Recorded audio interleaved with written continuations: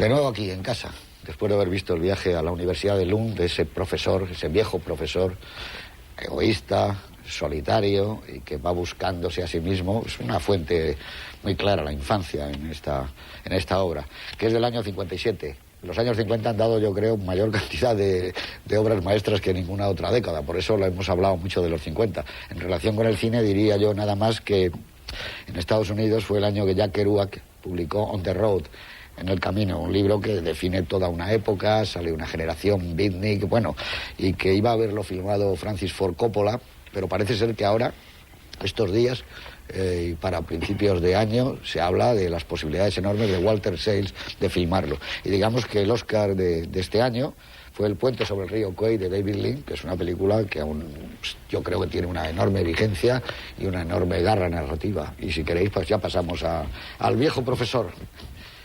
Y a su... Que decía Eduardo al principio que lo de las influencias de Hitchcock, pero bueno, donde están clarísimas es en El primer sueño, que es absolutamente, casi lo único que falta es Dalí, para que sea como recuerda, y luego ese tono de los relojes sin manecillas, esa atmósfera un poco surrealista.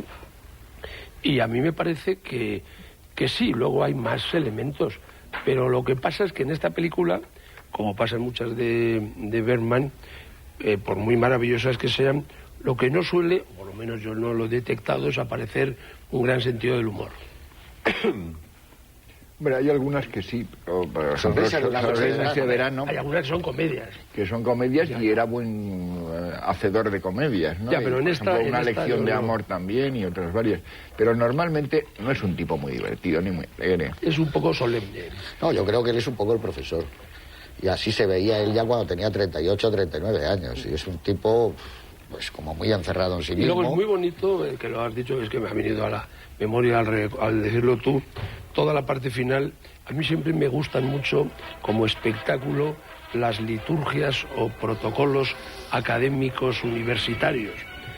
A mí, no sé por qué razón, quizás por como vosotros, mi talante universitario, es que me emociona ver esas procesiones civiles con el homenajeado, el que le van a dar el doctor honoris causa, como se quiera llamar.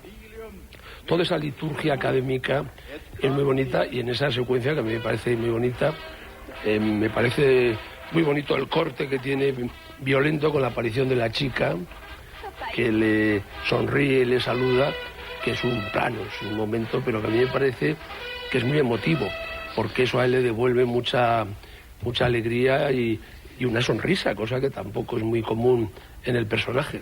Es una ceremonia además prácticamente muy bueno, aparte del aspecto ceremonial, digamos, muy fordiana, que le gustaban también este tipo de muy seca, porque no permite que hable, ya está todo dicho, es prácticamente una secuencia muda en donde es el homenaje correspondiente, los latines, vamos, pero parece que estás esperando que él va a dar de alguna forma el discurso, como que está escribiendo, ¿no? Hacen el elogio y él no hace hace la laudatio, pero no hace la agradecimiento. Sí, no. O sea que lo corta, ¿no? Lo de Hitchcock. Ahí me llama la atención la especial solemnidad que dan este tipo de ceremonias académicas en los países nórdicos, porque me ha recordado mucho el homenaje que hacen al poeta al principio de Gertrude, que es también llamativo y que yo creo que en España eso, si lo ha habido, se ha perdido también. Más impresionante en Gertrude. Y luego esa cena que hay en Gertrude, ¿no? Joder, fantástica. Pero que hay un elemento... No de Gertrude, porque entonces tú estás toda la noche. Hay un elemento, pero tiene algo que ver Gertrude, sí. además. Sí, Bergman, porque hay un tema... Y en general, ¿no? Hay un tema del que no hemos hablado al principio, por lo menos yo no, que está muy presente en la película, que es el amor. Aquí se habla de muchas cosas, pero también se habla del amor. Hay varias dualidades. Uno es el pasado y el presente. Otra sería la realidad y la fantasía. Y otra es el amor y el desamor. Eso está clarísimo, ¿no? Y la vida y la muerte. Y la juventud y la vejez. Claro. Hay un juego de varias generaciones. Todo ello en una acción que transcurre en 24 horas. Y además una película que dura como 90 minutos, que es otro de los elementos más cosas de una forma más sintética, que realmente es llamativo, ¿no? Y luego hay otra cosa que yo quería comentar, que es la típica cosa como para decirla en la presentación, pero que yo creo que es curiosa. Sorprende ahora quizá que sea una road movie europea, mucho antes del tiempo que se pusieran de moda las road movies, y ya que hablabas antes de On the Road, y curiosamente hay otra de las películas más famosas y más influyentes europeas que es también una road movie, que es Viaggio in Italia. Y es muy curioso que las dos tienen en común que en lugar de lo que ocurre en la carretera, lo que importa sobre todo son las paradas. Que yo creo que es un elemento importante de una road movie, que cuando se limita, es muy fácil hacer una road movie en la que vayas dentro de un coche, se vean los paisajes y le pongas una banda sonora atractiva de recopilación, y es mucho más difícil bajarte de la carretera y hacer la película. Sí, sobre todo en ese coche donde no la dejan fumar, ¿no? No. Ya unos años antes hay que hablar de la tolerancia que hemos tenido nosotros, que yo creo que son los únicos. Pero el viejo hay un momento que le permite encender un cigarrillo. Un momento maravilloso de la película. Las escenas entre el profesor y la nuera dentro del coche son impresionantes. La primera, cuando prácticamente en campo contra campo, en primer plano, le dice brutalmente que su hijo le odia y habla de lo del préstamo, que él un poco más adelante, ya cuando están, entre comillas, felices en la cama, un poco menos le viene a decir que se lo va a reintegrar, es de una dureza y una crueldad terrible. Y la segunda escena, que a mí me parece muy original de planteamiento narrativo, primero, él va a ver a su madre, hay un plano muy expresivo de Ingrid Thulin, cuando ve juntos a la madre y al hijo, corto, que algo debe estar pensando, pero claro, no se sabe exactamente. Y al cabo de un tiempo, en el coche, después de que enciende un cigarrillo, le dice al profesor todas las reflexiones que ha tenido en esa escena.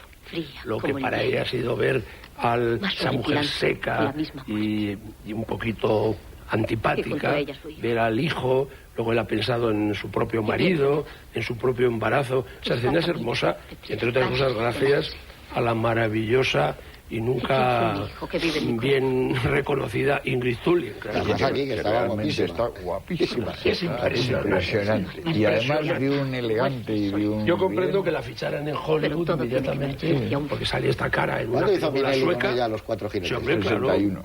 3 años después. No, esta película... Pero es muy autobiográfica. Él en estas conversaciones, que ya son antiguas, que sacó Anagrama, él dice que le sale de una experiencia personal, que fue a visitar a su abuela y que luego vio la vieja casa y se entretuvo en mirar esos paisajes, que yo creo que nos ocurre a todos. Sí, cuando vuelves a echar un flashback en tu propia vida. Eso además, Bergman siempre recurría mucho a sus vivencias personales, que las transmutaba, si quieres, pero...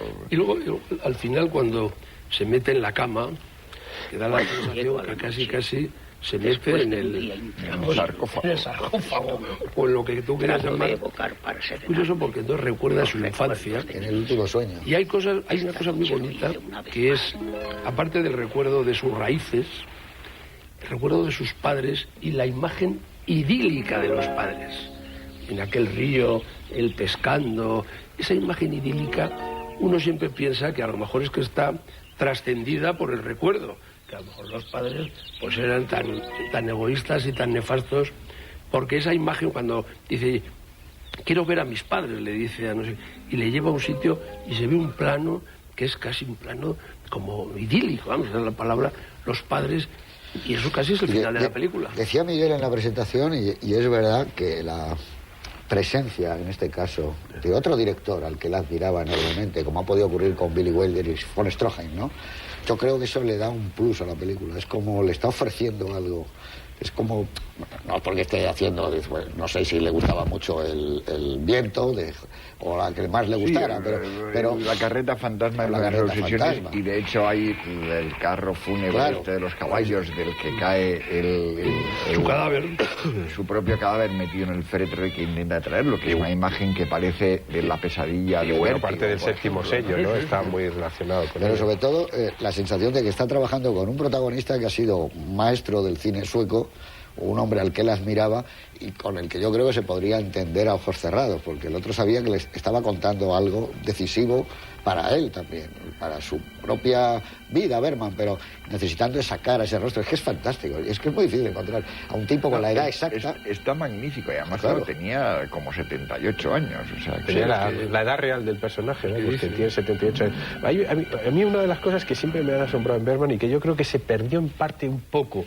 a lo largo de los años 60 y estaba muy presente y luego lo recuperó a finales de los 80 y de los 90 es la presencia del teatro. Aquí muchos de los flashbacks, sobre todo el de la extraordinaria crueldad porque revela la sequedad de ánimo que tiene, de alma que tiene el profesor Borg, es el de la mujer que tiene esa aventura. Está rodada de tal forma que es como un set, un plató claramente, y con la instancia que pone, la iluminación, como buena parte de la película, gran parte de algunos de los sueños, tiene una estructura, un espacio teatral que estaba presente en esa época, después desapareció en películas más secas, como los Dantes, El Silencio.